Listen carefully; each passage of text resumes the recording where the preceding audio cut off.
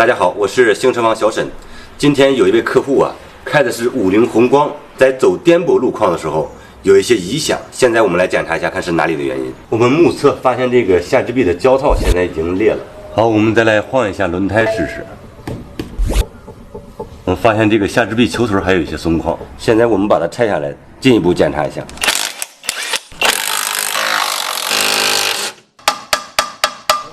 我们来看一下这个球头，现在已经旷了，这边的胶套已经裂了，所以这个已经没有维修价值了。我们现在换个新的。现在我们把车开出来，在实际道路上进行测试一下。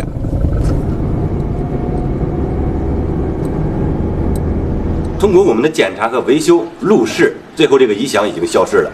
导致这个故障的主要原因是下支臂的胶套老化、下支臂球头磨损引起的。大家有任何用车问题，可以关注我的微信公众号“星车坊小沈”进行提问。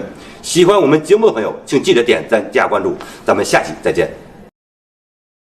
西瓜视频。